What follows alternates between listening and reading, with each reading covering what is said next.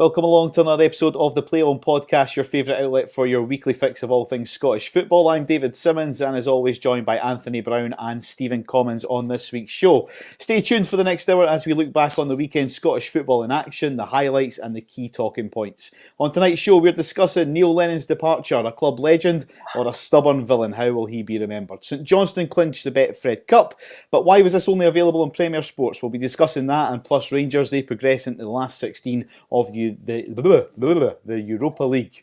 Easy for me to say. But we want to hear from you guys. As always, we're fully live and interactive. Do get in touch. Drop us a message on whatever platform you're on any of the subjects that we're discussing as well. Don't forget, if you're watching via YouTube, please also remember to subscribe to the State of Mind YouTube channel with over 10,000 subscribers now, enjoying free daily content. So if you've not already done it, get on, subscribe. It only takes one click. You know what to do. Right.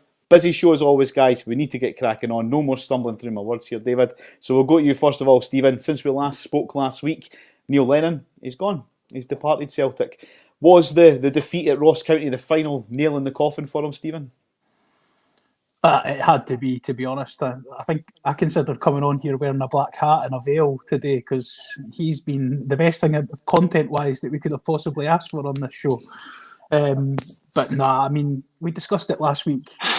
Obviously, the Ross County result combined with everything else that had been going on, and it had to be the end. But I mean, it should have probably been the end months before that. We've covered that in great detail, and I do feel sorry for Neil Lennon in a way because he wanted that to work. I mean, he was. I don't think anybody would have given more effort and tried harder to make that a success than he did. But I mean, it just wasn't to be. It wasn't working out. You could argue that Celtic have now done the right thing, so the Celtic fans will probably look at that in a way of, well, at least there's an end to it. At least we can now draw a line in the sand and we can build from here. But there's a lot of work to do at Celtic. This is not just we'll get rid of Neil Lennon and the fans will all come flooding back. I think the fans are now beginning to question a lot of things at board level, a lot of the way that the club has been run and what they're doing. And I think their next move is as important as the fact that they've pulled the trigger on Neil Lennon. I think who they bring in next, what structure. I mean, obviously we touched on last week whether they will potentially bring in a director of football. I've seen a lot of more people talking about that this week. That seems to be a model that Celtic potentially might go down. So it's interesting to see what's going to happen.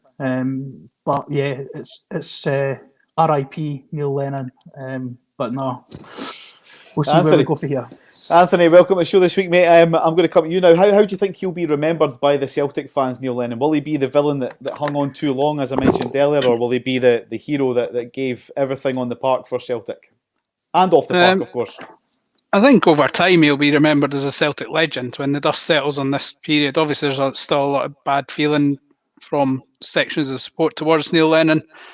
I think that has to be couched by the fact there's also a lot of people who recognise that he's not a villain. He's somebody who lost his way slightly in his last season in charge, and obviously it led to pretty disastrous footballing results. But I think most right-minded people can recognise that Neil Lennon has been a good servant to Celtic, both as a player and as a manager over the piece, and he should be fondly remembered for that. But obviously, he is going to have this massive blemish on his CV in the sense that he was the manager that squandered this great opportunity to make it 10 in a row. So there's two sides to it. I think the passing of time will allow most of his most vociferous critics to accept that he was a good man for the club overall and that he should be remembered in high regard. But I think there are also a lot of supporters who, certainly for the next few weeks and months, are going to be pretty disgusted at the manner things have unravelled this season. No, absolutely. I mean, timing's a key thing here, Stephen, I think. I mean, why do you think he chose to walk just after the Ross County game? I mean, obviously they were defeated, but do you think he maybe could have hung on a little bit longer, or do you think he looked at the fixtures that were coming up and thought, this just isn't getting any better? We've got Rangers coming to town that could potentially clinch the title in our own back garden. Or do you think he was maybe pushed by up above saying, listen, before you do get pushed, just leave on your own accord? What do you think maybe happened there? That's exactly what happened. There's absolutely no way that he decided that enough's enough and I'm going to go completely off my own back here because, I mean, look at the post-match interview. That's all you need to look at. The chat that he had with Rob McLean, where he was asked 2 or 3 times, are you the man to push this forward? And he eventually got so hacked off of the question, he walked off and left it. But he was saying the same things that he'd been saying for weeks and weeks prior to that. At no point did it look like he was a defeated guy and the tables had turned on him. I think that, I mean, Celtic have got this history of, I think they went through something like 100 years of never sacking a manager, and it was always done on either mutual consent or the manager walks off his own accord. So read into that whatever you like, but Neil Lennon, in my opinion, got his payoff, was relieved of his duties, and maybe as part of that payoff, he was maybe allowed to save face a little bit by making it look like it was his decision to walk rather than anything else. But yeah, I mean, as we touched on last week, the Celtic board, even through this, have not done themselves any favours, because it doesn't look like, with the wording of the statement and stuff, I know people are cleverer than that and they will read through the kind of read between the lines and stuff, but even in that, it doesn't look like there's been strong leadership. Like, they've basically allowed a disaster to happen, and then the person who's responsible for, or ultimately responsible for that disaster, has been allowed to dictate when he leaves the club, according to officially, if you go through the official statements. So even at that, if I was a Celtic fan, I would be very upset with the fact that nobody was prepared to, as we said last week, put their head above the parapet, grab the bull by the horns and just sort of say, no, I'm taking charge of this situation. This is what's going to happen, and dictating it rather than just sort of seeing what happens and seeing how it opens up. Yeah, I mean, thanks to Adam. That's a nice comment coming in, Adam. We're glad to be back. He says, good to have you fellas. Enjoy your Celtic perspective, even though you aren't Celtic fans. All the best. So thanks very much for that comment. One comment that has come in as well is saying that I would take Clark. Do you think Steve Clark, Anthony, could be in contention to take the job at Celtic full time? I can see why his name is prominent on the bookmakers list. He's on. I mean, you tend, when this Celtic or Rangers job comes up, you tend to look at the outstanding candidates in Scotland. And I think Steve Clark would be on the basis that he's now the national team manager. He's had a bit of success, and obviously had success in his previous club job at Kilmarnock. So it's logical to link him to a job like this when it comes up. But obviously there are a lot of factors that would complicate any Celtic move for Clark. The two obvious ones being that he's got the Euros with Scotland this summer, so there would have to be, I dare say, he's unlikely to give that up. It's a sort of once-in-a-lifetime opportunity to lead your country into a major tournament. And I think you'd be absolutely mad to pass up on that to take the Celtic job. There may be scope for him to manage Scotland at the Euros and then move into the Celtic job, but I dare say that would have a little bit of an impact in terms of Celtic preparing for the new season. And let's make no bones about it, next season is a massive season for Celtic as they try to wrest back control from Rangers of the Scottish Premiership title and also make some sort of headway in Europe. So Celtic need to have a good focused summer in terms of preparing for the new season. I don't think they can really afford a situation whereby their new manager is still away on international duty well into July. I don't think that would work. And the other factor, which we were speaking about before we came on air, is Steve Clark's already voiced concerns about the sort of sectarian aspect of managing in Scotland, and I think that would only be exacerbated if he was to take a job at Celtic or Rangers. So I think that would have to be something they would have to give serious consideration to, and he may even have already, I don't know, he may even have already decided that it's something he wouldn't want to entertain just because of all the baggage that would come with it. But yeah, I mean, he's a logical guy to look at on the face of it in terms of being one of the highest profile managers in Scotland. Yeah. I mean, if not Steve Clark, then Stephen, then who do you think Celtic could possibly look to appoint? Is John Kennedy favourite to get the job full time, or is there others in the running, you think? I mean, I think there's plenty of others that will probably be in the running when the board start looking at CVs and applications and people who are going to put their name forward for the position. I think, touching on what Anthony's just said there, in terms of somebody like Steve Clark, and obviously the other names that have been kind of linked are Sean Maloney and Martinez at Belgium. If I was making that decision, I would be steering clear of both of those names, not because I think that they couldn't do the job. But just for exactly the reasons that Anthony's outlined, this is a massive pre-season, which should be getting really technically started now. They should be building now to look at kind of what's ahead, because not only are they potentially going to finish streets behind their biggest rivals, you need to also look at the situation of their squad in terms of who's going to be here next year, who's going to is Scott Brown going to retire, is Odsonne Edouard going to finally get his move that he's been demanding for 18 months now. The 4 loan signings that they've got, are any of them going to be kept on permanently, or are they going to be moved on? So there's a huge rebuilding job. And if somebody was to say to Steve Clarke, as an example, you're now going to be in charge of this rebuild job, he's not even going to have the mental capacity or energy to be able to even look at that until after the Euros are finished. Now, don't get me wrong, Scotland will probably get panned out after 3 games, but it's still probably a month, 2 months behind where he should be starting to kind of look at this thing and build a plan for what they're going to do next season. So in terms of other names, I mean, there's a few people who have been kind of linked, but again, Celtic are a massive club, and the lazy sort of linking them with people who are out of work with previous players and things like that, I just don't think that's a goer for me. I think they need to kind of look at what Celtic are a big enough club that they can go out and identify a candidate that they want, whether he's in work or not, and go and get him. But it's all dependent on timing. Time will soon tell, won't it? But like we've said, Neil Lennon, he's given us something, good content every week to discuss. His name's always popped up on every show. I think we need to hit the nail on the head until he returns back to football. It's nothing personal. I'm sure he's a lovely guy. But content-wise, he has given us something to talk about every week. Just finally on Neil Lennon, Anthony, what do you think's next for him? Where do you think he goes now from here?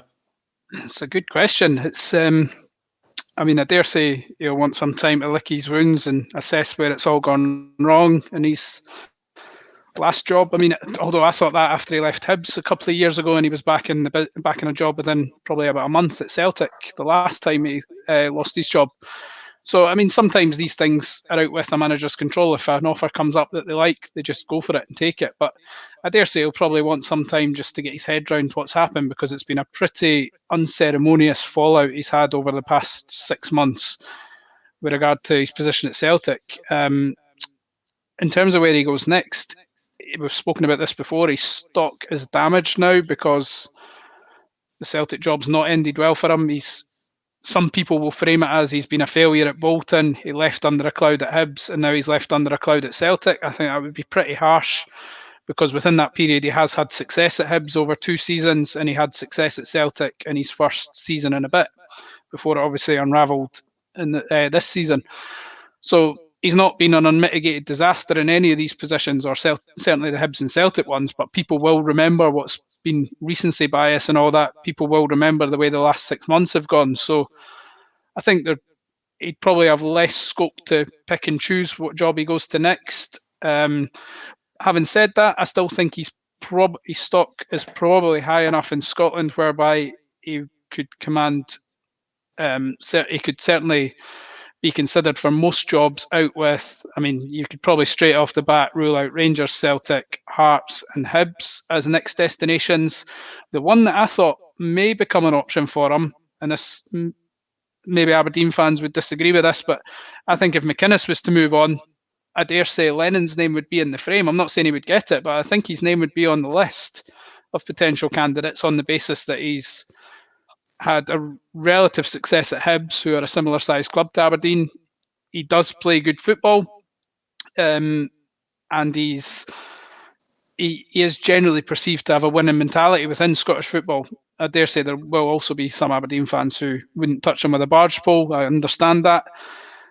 Beyond that, you'd then be looking at probably, I noticed some Dundee fans shouting for Neil Lennon after Saturday's result. If James McPake was to move on anytime soon. I'm not advocating McPake moving on, but I think Lennon probably still would be considered for a job at a reasonable level in Scotland, or maybe in the lower leagues in England, probably beneath the Championship, I would suggest. But certainly he's going to have to look further down the food chain than Celtic for his next job, or potentially abroad.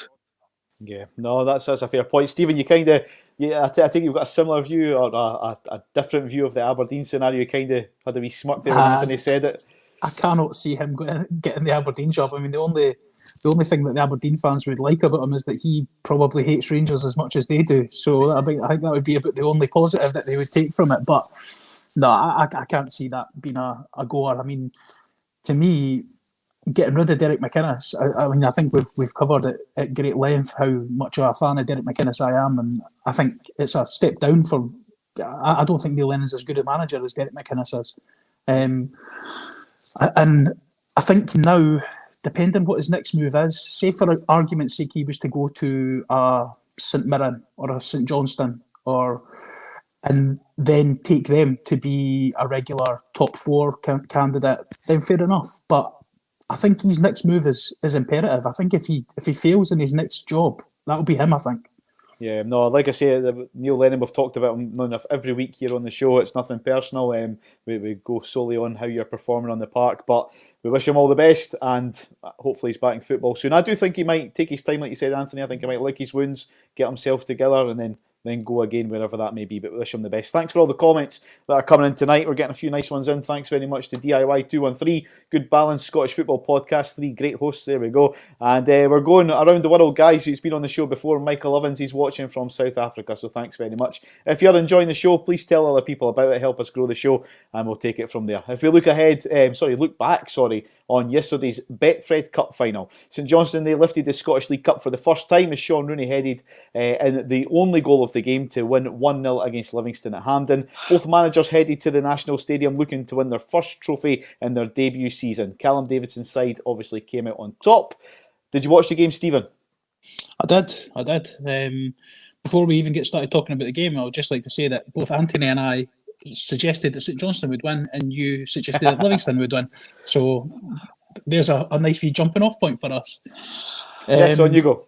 Nah, it was actually quite a good game. I mean, for what it was, I mean, there was a bit of a kind of battle quality to it in terms of there wasn't an awful lot of great football getting played, but I was really, really impressed with St Johnstone. I thought they had a really good game plan. I thought that Callum Davidson had set them up really well. They play with the back three that they've kind of played with majority of the time that Callum Davidson's been in charge. And I just think everyone knows their role, everyone knows their jobs, and they work so hard. I mean, a special mention, I know he got the goal and he got man of the match, but I thought Sean Rooney was absolutely incredible. I mean, the story for that guy is brilliant. That he started off at Queen's Park with the same time as Andy Robertson. He was in that sort of really good Queen's Park team that kind of got ripped to bits. I think from memory, he'd gone on trial with Hearts. He'd gone on trial with quite a few teams, and then ended up at Inverness with John Robertson. He moved to St Johnstone, and then for the first 6 months of the season, he barely played because they had the boy Danny McNamara on loan from Millwall, who was probably their best player in the first 6 months of the season. He then gets recalled by Millwall, and probably if you're Callum Davidson, you're thinking, "Oh God, how are we going to replace such a good player for us?" This guy's been sitting kicking his heels on the bench most of the season, comes in and he's been an absolute revelation. So good on him, and I think that St Johnstone team, as much as we've spoken before about Livingston being full of guys who are maybe needing a second chance and they've been told, "Nah, you're not good enough" at some point. St Johnstone are a good group of honest pros. They've got some experienced guys in there: Liam Craig Bryson, Craig Conway. But you've got guys like Liam Gordon, who got released by Hearts. You've got Jason Kerr, who was come through their youth system. You've got Chris McCart, who was at Celtic, then again went to Inverness and the same route as Rooney. I just think that they're a good, honest set of players, and it's nice to see a team like that winning a trophy because, again, something that I didn't know until yesterday as well. They've now become the second most successful Scottish team in the last 10 years. So, Fair play to them. Yeah, I mean, thanks for all the messages, David Kelly. Rooney has been outstanding this season. Yeah, I have to agree. And Ian as well saying Callum Davidson's done better than I expected. So, I mean, I would kind of agree with that, especially obviously lifting the first major trophy. One thing I mentioned, Anthony, at the start of the show was why on earth was a National Cup final played at a national stadium only televised on a subscription TV channel? Premier Sports had the rights for this. But, I mean, this is our national... It's not the Scottish Cup. And people in the pub sometimes refer to it as what the Diddy Cup or the Mickey Mouse Cup. I mean, that doesn't help, does it? Showing it on a Premier Sport channel where you need to pay a subscription to actually watch the game, does it? No, I mean, it's disappointing that situation's materialised, because I dare say a lot of people who would have watched it didn't watch it because of that reason, because a lot of people, especially about being no disrespect to Livingston and St Johnstone, but a lot of people have decided that they're not shelling out 10, 11 quid to watch it because it's not a blockbuster match on paper. And that's a shame for Livingston and St Johnstone, because it's the biggest game of their careers for most of these boys, and they'll not have had the same audience. They didn't have fans in the stadium for starters, and then they would have had far less of a TV audience than they would have had if it was on terrestrial TV. I mean, fair play to Premier Sports, they've obviously stumped up the money to get the rights to it, but I think it's very disappointing that it's not on terrestrial TV as well, because I think it's a game that would have had a far bigger audience compared to what it would have had yesterday. So yeah, that's a disappointing aspect, that such a showpiece match is hidden away, and that so few people will get to watch it, compared to, because it's all very well saying pay the money to watch it, but a lot of casual viewers probably can't justify that in the middle of a pandemic when employment situations are up in the air at the moment. So it's a shame that it had to be like that for such a big game. No, absolutely. And obviously, like we say, a pandemic as well, when supporters can't get to the ground to actually watch their team lift the trophy. You know what I mean? If you throw in the whole employment side of things, Anthony, every maybe pound's a prisoner at the moment for a lot of people who, do you know what I mean, should be able just to pop on terrestrial TV and be able to watch the cup final. As Anthony said, though, like the Premier Sports were the ones who put up the money, and again, you've got to come back to the governing body on this. Like, I know they've been dragged over the coals for numerous things over the last couple of years, but the fact that the league didn't have a sponsor and things like that, this is how deals like this come about, because you don't have a product as such to be able to kind of sell to these. I mean, we've sold exclusive rights to most of the league games to Sky, which is great and it's brilliant. It's bringing in a lot of money for the Scottish football. But this is when you don't have a guy at the helm who can go to these broadcast companies and broker deals, and like BBC have got rights to show championship games and stuff, and they showed the Scottish Cup. Like, would it have been that much of a push to get BBC to shell out a bit more money to kind of get the rights for this League Cup as well?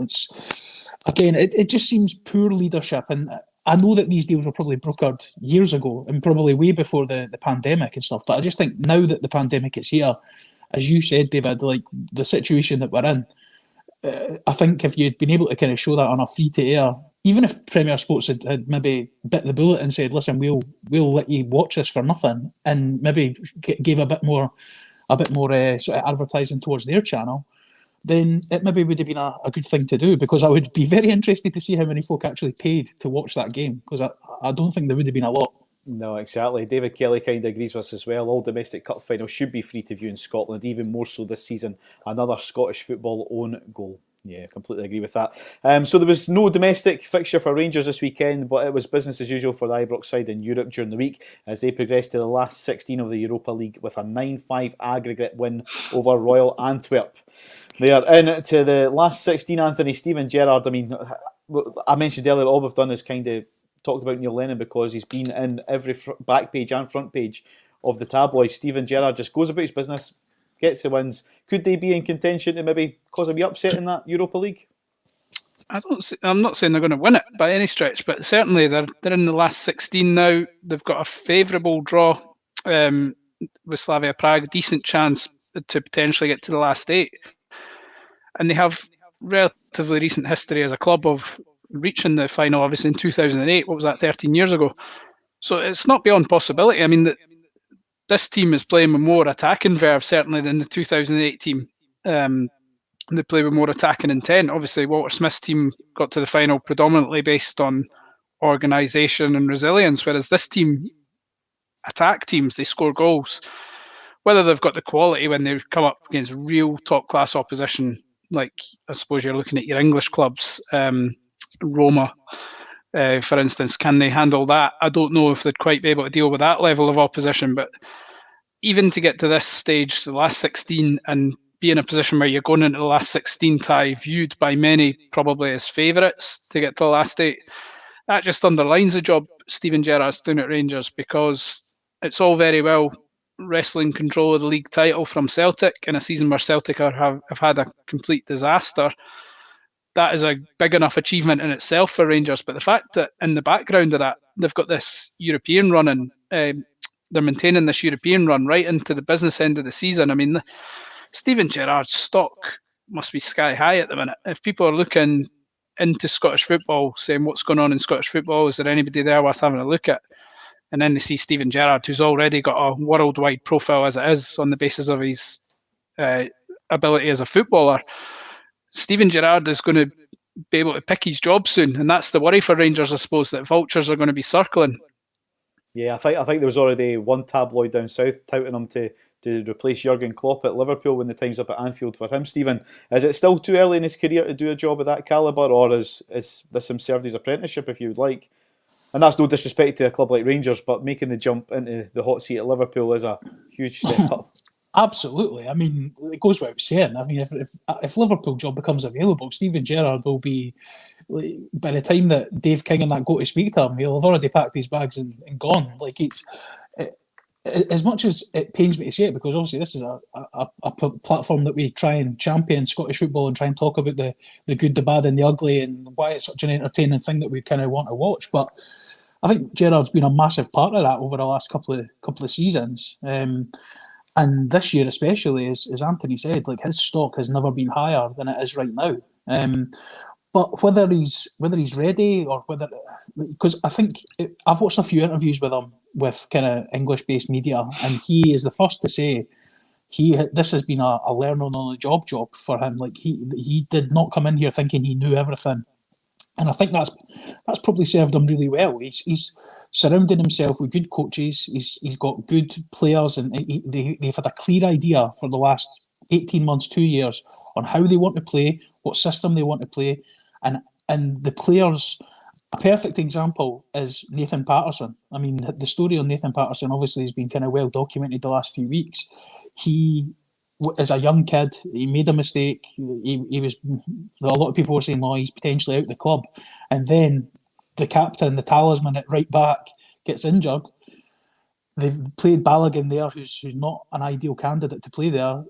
He got booked in the first half, hooked at half time. Patterson comes on, scores within 19 seconds. But I watched a lot of the play that they had in that second half, and it wasn't miles away from like what they do with Tavernier there. And I just think that they look like it. The thing that I've levied at Hearts, watching Hearts in the last couple of weeks, is they don't look like a well-coached team. And I think Rangers are the complete opposite to that. I think Rangers look like a team where every player knows their role, every player knows their job, their responsibilities on and off the ball. And I just think that that's exactly what Celtic need as well. Celtic need somebody to come in with a clear idea. I mean, I'm not saying play 4-3-3 and that's it. We're not playing any other formations. We're not tweaking it. We're not doing... But they need to come in with an idea and an ethos, a way they want to play football, the way that Steven Gerrard has done at Rangers. If they do that and they can find someone to do a similar thing, I think we've got a potentially fantastic season next year. But again, that relies on Steven Gerrard staying and keeping doing what he's doing now. I mean, the worry would be that if they do push on and get further in the competition, which is not a given, by the way. I know a lot of people have kind of dismissed Slavia Prague and said, Rangers, who would they potentially get in the next round? Like, Slavia Prague are a good side. I think Czech football on its own has been kind of, not in the doldrums, but they've been way off the radar for a number of years, the same way that Scottish football has. But Slavia Prague, their two best players last season were Souček and Kufal, the two guys who went to West Ham and are absolutely blowing the English league to bits. So they've lost their two best players and they're still 11 points clear at the top of the league. They're no mugs. They're a good team. They're a good side. So I just think that Rangers need to look at this as a bonus. What they've done in the league this year is enough that would give Steven Gerrard and his team credit. If they do anything above and beyond that by maybe getting through another round, getting to the semis maybe, who knows? I mean, they just need to treat it as a bonus and look at it the same way. Yeah, thanks to this person. I think Stevie G needs to take maybe a smaller English job first, Derby or the Swansea level, the Brendan Rodgers route to Liverpool, which is maybe Well, not too bad a comment, actually. I kind of agree with that. Anthony, Steve, one thing that I think Steven Gerrard's maybe got right, that maybe Neil Lennon hadn't this year, is his backroom staff. I think having McAllister, the other coach, forgive me, I forget his name, having in place. Michael Beale. Yeah, that makes a huge difference, doesn't it? Yeah, but I don't think that's necessarily Neil Lennon's fault. I think he was a bit hamstrung in terms of having the options to bring in his own people. So I wouldn't levy that as a criticism at Neil Lennon. Yeah. If anything, it's a criticism of Celtic's hierarchy for not allowing Neil to pick who he wanted to come in. But yeah, certainly any manager who's got their own backroom staff in there is going to have a far better chance of succeeding, because in theory they're on the same wavelength, they have a way of working. Even if they don't agree, they have their own way of debating things and coming to the right outcome. Whereas I suppose if it's somebody you're just forced to work with, tensions can arise, and it just probably disrupts the harmony of the management team, which is obviously going to manifest itself in uncertainty in terms of the message that's getting relayed to the players. So I think having a tight-knit management stroke coaching unit is definitely going to help. So in that regard, Rangers have got it right on that side of things. Yeah, if we move on to the fixture at Celtic Park at the weekend, it finished Celtic 1, Aberdeen 0. Talking of backroom staff and intern managers, etc. John Kennedy's first game in charge as intern manager got off to winning ways with the slim 1-0 victory over Aberdeen on Saturday, as mentioned. Do you think, Stephen, John Kennedy will be wanting this job full time? Do you think, is he in the frame for it anyway?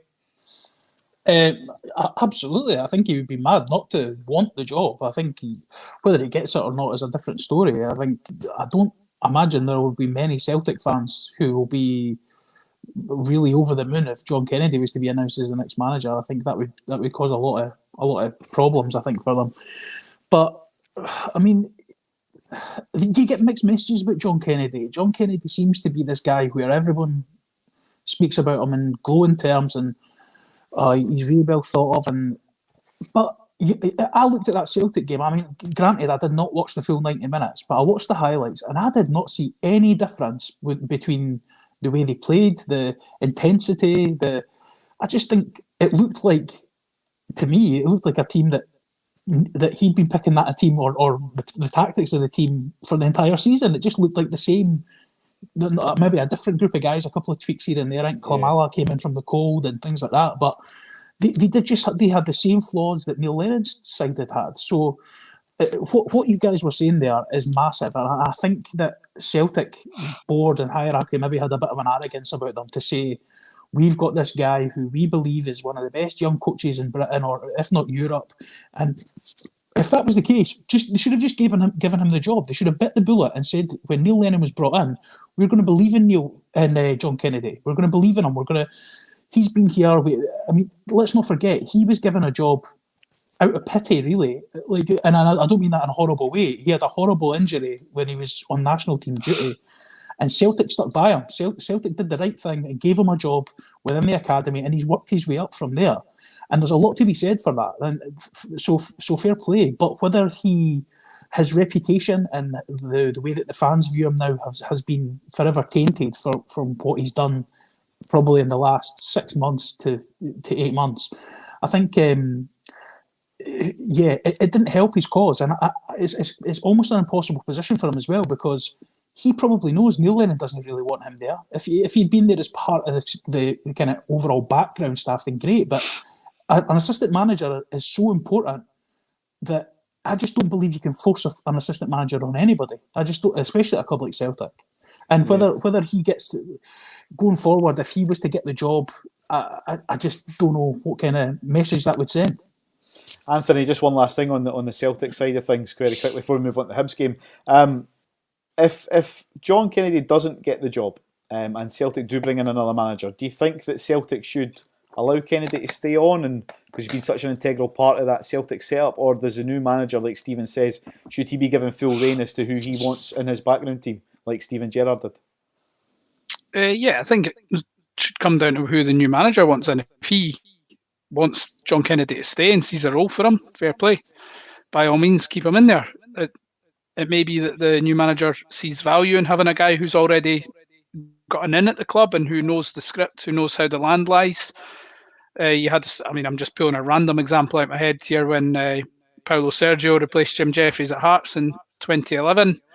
Everybody thought Gary Locke was going to leave because he's very much a Jim Jeffries, Billy Brown man, but Gary Locke stayed and was part of Paulo Sergio's backroom team and did a really good job in that role. So there's definitely merit in keeping somebody like Kennedy on. It would ultimately depend on whether the new guy wanted to have somebody in there who's already been in, or whether they just want a completely fresh start. I mean, I think that's a decision for the new management. I mean, I don't think anybody coming into Celtic is going to say, I'm absolutely desperate for John Kennedy to stay, but they may see value in retaining him. So it's probably a conversation for the Celtic board to have with whoever they plan to appoint and say, what are your thoughts about John Kennedy staying in? We rate him highly, but we understand you may want a completely fresh management team, or you're welcome to add him to your coaching staff if you like. So it needs to be fluid. It can't be a cut and dried Kennedy must go or Kennedy must stay situation. Yeah. No, I mean, I'm reading the comments as you're talking there, Anthony. There's quite a good mix here. Kennedy needs to leave. He's not our manager. Coaching's hopeless. If we get to the gig, we definitely have gone backwards. Kennedy was never going to turn Celtic around in just 2 training sessions, which is another good point. So maybe time will tell. If he goes on to have a good finish to the season, then he might well be the right man for the job. If we move on to Easter Road, the fixture at the weekend, it finished Hibs 0, Motherwell 2. Not a good day at the office, Stephen, for Jack Ross, but much needed 3 points for Graham Alexander on Saturday. Yeah, massive. I mean, to be honest, I did not see that result coming whatsoever. Coup and buster. It was definitely a coup and buster. The most surprising part was that Jordan Roberts scored. I mean, he's probably one of the worst players I've ever seen play for Hearts in the last few years, and goes to Motherwell, which was a surprise in itself, and seems to be doing pretty well for them. So, good on him. Like, fair play to the guy. He's obviously taken the opportunity to step up a league, and he seems to be doing pretty well. Him and Tony Watt were linking up pretty well on Saturday. So, I mean, I saw yet again. I know that you shouldn't really base your opinion on social media and stuff, but there were so many bedwetting Hibs fans on Saturday, like just go, oh, see, this is what we're talking about. Come on, be realistic. Like, look at the position they're in. Like, they're still clear in third place. Aberdeen did not get any further forward towards them. I just think it's a bad day at the office. You just got to, sometimes these things happen. You just got to suck it up and get on with it. But from a Motherwell point of view, Graham Alexander, as we said, was maybe coming under a little bit of pressure there, and for him to then go and get something from a game like that is the equivalent of Yogi going and getting something against Celtic a couple of weeks ago. It's these games are like bonuses if you can get something out of them. Hibs at Easter Road, Aberdeen at Pittodrie, Rangers at Ibrox, Celtic at Celtic Park, then brilliant. But another interesting thing to come from that game was that Graham Alexander got sent off, which means stoppage time. Yeah, in his last 4 games, he's had 2 red cards and a yellow card from the dugout. I mean, the guy's. I wouldn't want to mess with him. He seems like a maniac. Anthony, for a neutral person watching Scottish football this season, maybe Rangers aside, like what Stephen says, Celtic go up to Dingwall, they get turned over by Ross County. I mean, it is quite the season, isn't it, for unpredictable results, maybe? Is that the way to word it? I suppose it is. I mean, Hibs have made me look silly because 1 week ago I sat here and said they were a team that could be trusted. You see them at home to teams in the bottom 6, and generally they can be trusted to do the business. And obviously they've completely collapsed on Saturday and not delivered when I think most people expected them to pick up 3 points. So yeah, I mean, it's clearly a league where anybody out with Rangers is capable of taking points off anybody. And that Celtic are included in that because teams are taking points off them, or have been over the course of the season, taking regular points off them. Yeah, I mean, no team really is. Hibs looked like they were going to motor away and put together the sort of consistency that can tie up third place when your opponents are not consistent. But then that wee wobble will just put a seed of doubt in the head of supporters, I think. But yeah, I mean, regardless of what's happened on Saturday, the Hibs have still had a great season so far. People will point to the 2 semi-finals and understand that. But I think if anybody had said to Hibs fans at the start of the season, you'll be 4 or 5 points clear in third place at the start of March, I think they would have been absolutely delighted. And when you factor in where they finished last year and the sort of season they've had, they've been mid-table, mediocre, inconsistent in both of the previous 2 seasons, and they've found a real consistency to the extent where even I think if they finished this season slowly, they would still be pretty much guaranteed top 4.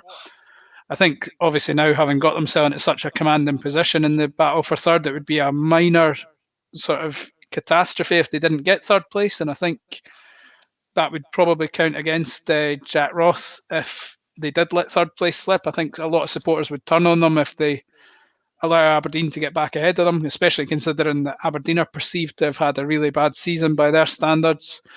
So I think the main thing for Hibs is that they ensure Saturday was just a blip and isn't any sort of long-term malaise or slump. And I don't think it will be. I think Hibs have got enough about them, and they've shown so often this season that when they do have a setback, they generally get back on the horse and start motoring again. I think they're probably, as much as you're touching on teams being inconsistent and unpredictable, Hibs are probably, out with certainly Rangers and Celtic, Hibs are the team that have shown the most consistency, and I would expect them to get back on form, if not this weekend, certainly in the coming weeks, and do enough to secure that third place. Yeah, no, but if we cross over to Rugby Park at the weekend, it finished Kilmarnock 1, Dundee United 1. Kilmarnock still have a lot of work to do, says manager Tommy Wright, as they scored their first goal in 571 minutes to end an 8-game losing streak with a draw at home against Dundee United. It's not much, Stephen, but it is still progress for Tommy Wright over at Rugby Park, isn't it? Yeah, definitely. I listened to the radio on Saturday, and they were waxing lyrical at times about some of the play that Killie had, but they need to try and get this balance right between, I know it sounds ridiculous to say, but between defence and attack, because they've been so poor going forward in the last few weeks that they've maybe changed things up a little bit, changed the system, changed the midfield setup to try and create more chances, to try and give the strikers a bit more ammunition. And in doing so, Kilmarnock have been a well-organised team for the last 2 years. And by kind of maybe changing up a few of these things, you are going to get issues where they are going to at times be wide open until these players learn their new roles and how Tommy Wright wants them to play. But I just think you need to take, if you're Tommy Wright, you need to concentrate on the positives and look at the chances they created in that game, the fact that they did finally score the goal, they got a point, they kind of hopefully potentially stopped the rot and the kind of run of games that they were having. There was a lot of positives to take from it. But I don't know. It's going to be interesting down the bottom, isn't it? Yeah, it's going to be very interesting. Motherwell have pulled right away. They almost look like they're out of it now after that win on Saturday. I think they're on 33 points and the rest are on 24, 25. So Motherwell have really pulled away from that pack. So it now looks like it's between the three, Ross County, Kilmarnock and Hamilton. And obviously Hamilton have games in hand. I mean, on paper, Kilmarnock are the team that look most vulnerable now. But from Kilmarnock's perspective, they'll be hoping that finally getting that point, stopping the losing sequence, will be a turning point for them. Yeah, and having Tommy Wright, who we've raved about in the last couple of weeks as well, should be a positive factor for them. This is where the league split comes into its own as well. Like, as much as people have slagged off the league split for years and years and said, "Oh, it's amateur hour," but this is where, in situations like this is going to be incredible. The last 5 games of the season after the split, where all the teams have to play each other, it's like week after week, you're going to have cup finals, and you know what I mean. It's going to be exciting games. Maybe not so much at the top, because I think that should probably be all done and dusted by that point. But at the bottom, it's going to be really exciting, and it's going to keep the kind of interest level in Scottish football at a peak. Yeah, I mean, new signing for Kilmarnock, Kyle Lafferty was awarded Saturday's man of the match for Killie. He did have the ball in the net, but was disallowed. Anthony, do you see him being a huge signing for Tommy Wright's side at the close of the season? Yeah, their hopes probably hinge heavily on how Kyle Lafferty fares in the last couple of months of the season. They obviously have had their problems scoring goals. Lafferty's been brought in to score goals. The last time he played regularly in this league, I know he had his stint at Rangers, it didn't really work out, but the last time he played regularly at Hearts, about 3 or 4 years ago, he scored regularly, he scored 19 goals over the course of the season. So even if he can chip in with 6 or 7, that'll make I know that's a lot of goals to score in a couple of months, but it's not beyond possibility for a guy of Lafferty's calibre. And if he can chip in and just help galvanise some positivity in there and just give them some hope. I think if you've got a striker that looks like he's going to score, it gives even a real struggling team some sort of hope that they can pick up results from tight games. And so in that regard, Lafferty will be crucial. He's had a really good game against Dundee United on Saturday, so if he can get himself off the mark in the next couple of weeks, from a Kilmarnock perspective, they'll be hoping that can manifest itself in a little scoring run for him, and in turn some positive results. Yeah, I'm just reading through some of the comments again. Geography, it just absolutely read my mind. Aki's always find a way, and they do. They manage to survive year after year. So, like you said, Stephen, it should be a very interesting end to the season after the split. If we cross over to Paisley, it finished St Mirren 1, Ross County 0. A controversial penalty separated the sides as Ross County manager John Hughes labelled St Mirren German forward a diver as they lost 1-0. Did you see the penalty decision, Stephen? I didn't know. I didn't see Very controversial. Now, it's a referee I've got a lot of time for. I actually know him through work. Greg Aitken, very nice guy, lovely guy. He's only human. Referees will make mistakes, but it was a very, very, very soft decision. We're seeing this more and more, actually. More and more soft penalties coming into play. Do you think it's having a knock-on effect if you look at the VAR side of things down south? Or are players now starting to think, you know what, we've not got VAR up here. Let's see how far we can push it. Potentially. I mean, if that was the case, then there's been people trying to push it for years. I mean, it's not a new thing diving in football, David. I think we've all seen it for years and years. But it's one of these ones where, like, people will say, "Oh well, if we had VAR, this would happen. If we had VAR." Look at some of the controversies that we're looking at in England at the moment as well. They've got VAR, they've got goal line technology, but you're still looking. I mean, that decision in the Brighton game, oh my God! I mean, how that was even a thing. I'm one of these the first people to kind of slag off the standard of refereeing in Scotland, because I do not think it's good at all. I think you could probably count on two fingers how many decent refs we've got, and I think the rest of them are very much same of a much of a muchness sort of thing. So these bad decisions in inverted commas are probably few and far between when you consider how many decisions these guys are making on a game-to-game basis.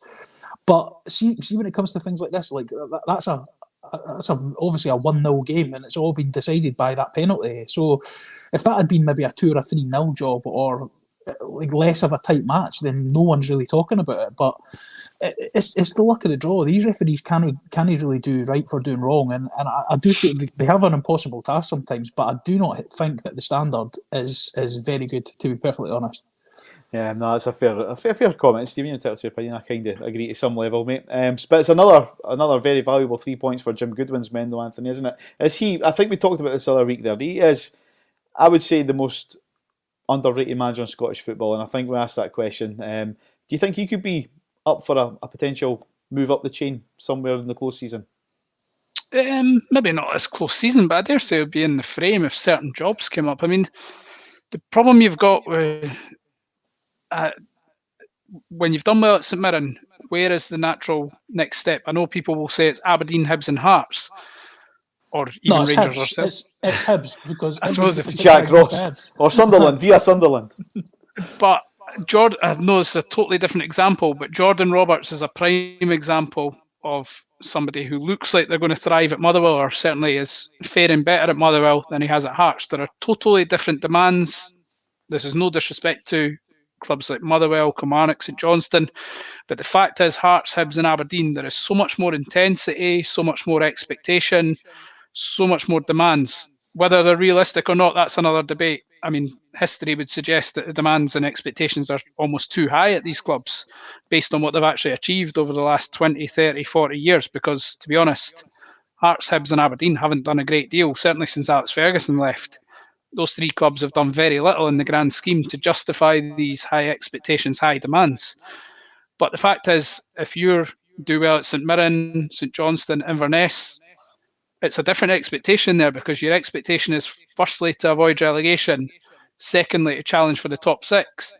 But whereas if you go to Hearts, Hibs or Aberdeen, no matter how they're getting on, the demand is that you go and push the old firm, you go and challenge the old firm, you have to try and win a cup. You have to be consistently at the top end of the league, consistently competing in the cups. So that's where it's all very well saying Jim Goodwin's doing brilliant at St Mirren, but would that necessarily equate to doing well at Aberdeen, for instance, which I assume is the logical next point where Jim Goodwin would look if Derek McInnes was to lose his job or was to walk away at any time in the near future? I dare say Goodwin's name would be in the frame.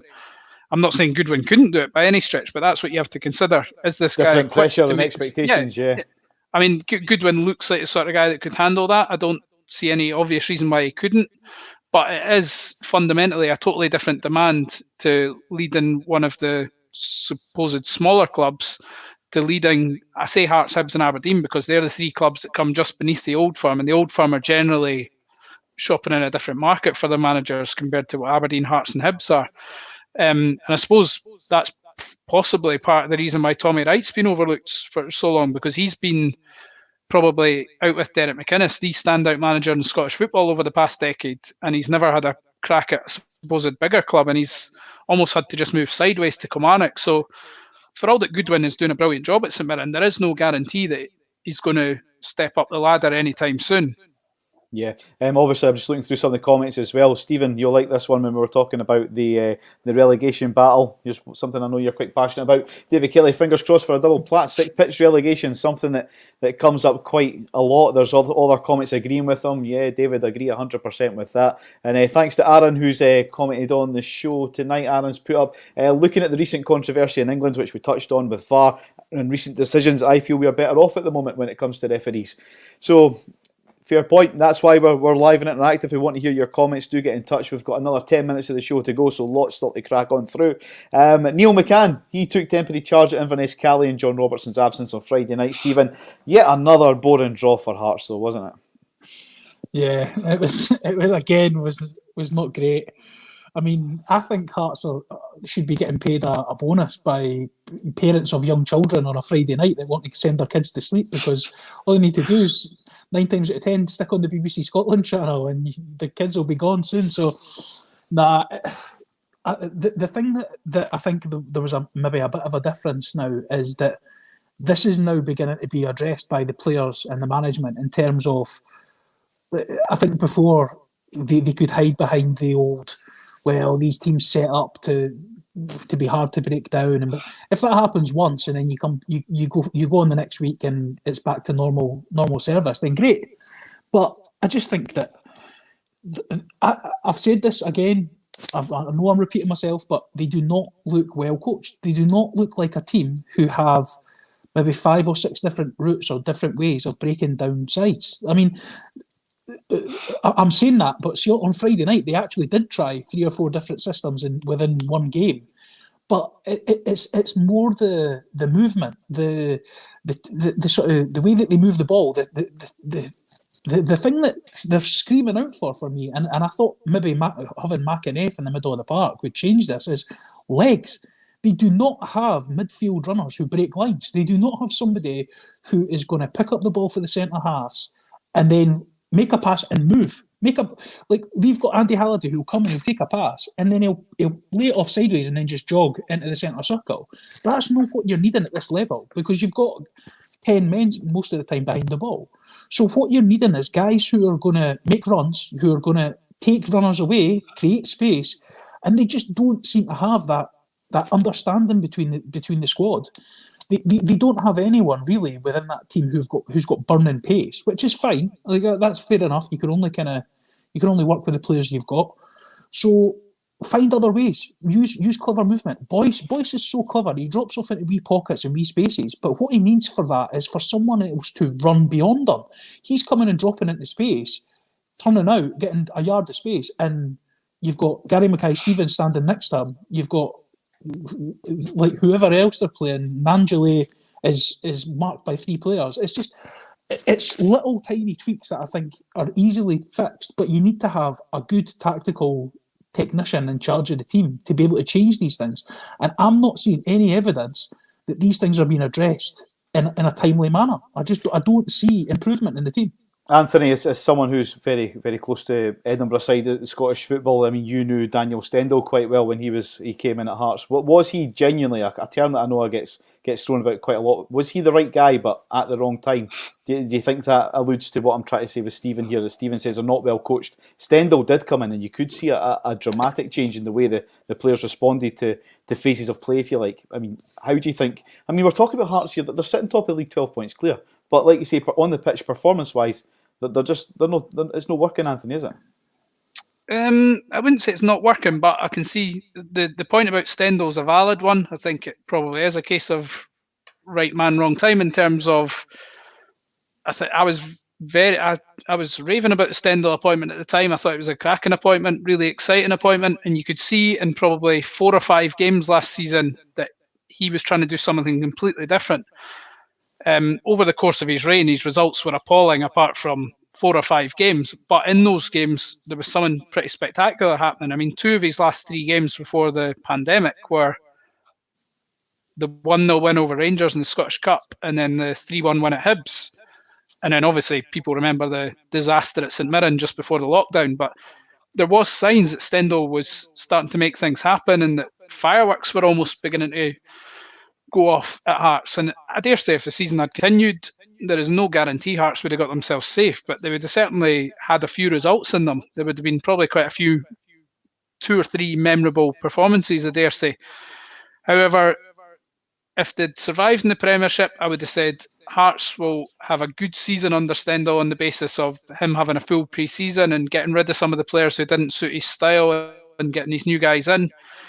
But when they went down to the Championship, I think it would have been too big a risk to hold on to Stendhal, because as much as Stendhal would probably have overseen more entertaining football than what you're getting just now with Hearts, I'm not convinced they would have been top of the league, or certainly as far clear as they are at the top of the league.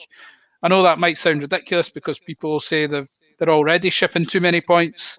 But if you go back to the start of the season, Hearts won 13 out of 16 games in all competitions. And I'm just not convinced that Stendhal would have had that consistency. We've spoken about this before, this playing stylish, entertaining football against getting results. And getting both is something that nobody's really achieved in Scottish football in recent memory. So there's no guarantee. I think Stendhal would have probably had a lot more entertaining games, and you might find that some of these Friday night games were far more entertaining from a Hearts perspective than the Robbie Neilson games have been. But there is a danger that you would have had maybe a few 4-3 defeats in there where otherwise Hearts are going and grinding out a 1-0 or whatever. I'm not saying that would happen. That's just my feeling on it. I think you would have had a lot of far more erratic results under Stendhal than you would under Neilson. Although with each passing week, Neilson is looking less convincing because obviously that's 3 draws in a row on the back of a couple of underwhelming 1-0 wins. So can I just pick you up on one thing, right? So I agree with you completely. I think the results would have been far more erratic under Daniel Stendhal.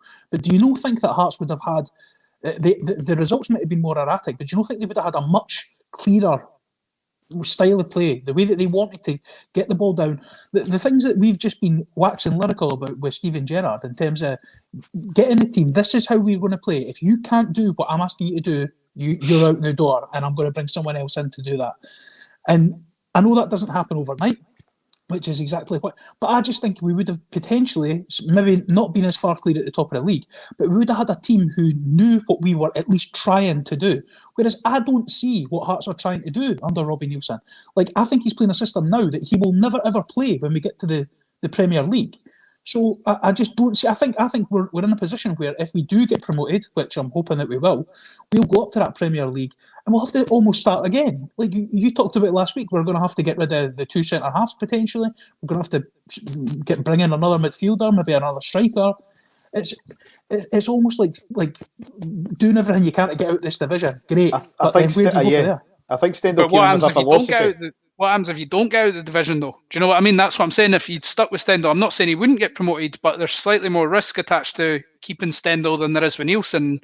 Fundamentally, in a 27-game season, Hearts had little margin for error in terms of had Stendhal been given that chance and he gets, let's say Stendhal wins only 3 of the first 6, and it's looking a bit unconvincing, suddenly you don't have as much legroom to try and get back to the top of the league. Whereas I think with Neilson, Anne Budge probably thought we're getting as close to a guarantee as possible that we're going to get out this league, which is all she's thinking about at that point. She's not thinking, well, I don't think she would have been thinking we have to play the most entertaining football to get out this league. And I can understand now that Hearts have got themselves in that position. The fans are wanting something a bit more entertaining. I get that, but fundamentally this season was primarily about getting out of the league. And I think he's going to do that. And then I would say judge him on next season, judge him on what happens next season, because people keep saying, oh, it's a big disaster that you're going to have to rip the team up in the summer and make change. I think every Scottish Premiership team is going to change 6 or 7 players this summer, regardless of how they've done. It's generally the nature of Scottish football that teams, I mean, look at Aberdeen, they have they regularly have overhauls every summer, and they take 4 or 5 games to get going. That's just the nature of Scottish football generally. That it's very hard to build anything where you've got that sustainability that carries you through years and years. Yeah. No, Ian said Hearts have taken the foot off the gas, and it certainly looks like that watching the games on a Friday night, but thankfully they're not on BBC Scotland this Friday. But one thing I will say about Hearts is that they are still 12 points clear, but that might be because other teams are starting to drop points. I mean, the results went well for Hearts at the weekend. The Pars, they went 1-0 down at Palmerston against Queen of the South. So, but Wraith have got 2 games in hand. Like, I'm not saying that they'll win both those games, but if they win both those games, you're suddenly not saying Hearts are 12 points clear. You're saying they're 6 points clear, and we have to play Dundee next week as well. Yeah. I mean, and I realise Dundee are not on a great run of form either. Those 3 teams are all struggling though, aren't they? Dunfermline, Wraith and Dundee. They're 3 of the worst teams in the league in terms of form. That's the thing that Hearts have got going for them. That the form teams in the league are your Arbroaths, Queen of the South and Mortons. These teams that are not really in contention for the title. Yeah. I mean, if you look at the results in the Championship from the weekend, it was Ayr United 0, Arbroath 1. Ayr United have now parted ways with their manager. He's now moved on. Greenock Morton 2, Dundee 2, like you say, a draw there. At Palmerston, it's Queen of the South 1, Dunfermline 0, Raith Rovers 3, Alloa 1. If we look ahead to fixtures this week, tomorrow, Dundee are at home against Inverness Cally Thistle, a 7 o'clock kickoff. On Wednesday, Hamilton Accies host St Johnstone, and Livingston are at home against Rangers. On Friday, it's a night off for the Jambos as Raith host Dunfermline, and on Saturday, it's Aberdeen against Hamilton Accies. Motherwell are at home against Livingston. Rangers are at Ibrox against St Mirren, and John Hughes' men Ross County are at home against Killie. St Johnstone, they also welcome Hibs up to Perth. In the Championship on Saturday, Alloa are at home against Inverness Cally. It's Arbroath, Queen of the South. Hearts are at Tynecastle against Dundee, the game you just mentioned, and Greenock Morton are at home against Ayr United. One fixture on Sunday sees Dundee United host Celtic, and that concludes today's show. We hope you've had a good one. I've been David Simmons, Anthony Brown and Stephen Commons, and we'll see you all again same time next Monday night for another episode of the Play On podcast. If you've enjoyed tonight's show, please tell 10 of your friends. They'll tell 10 to tell 10 to tell 10 to tell 10. Ladies and gentlemen, it's been a pleasure. See you next week.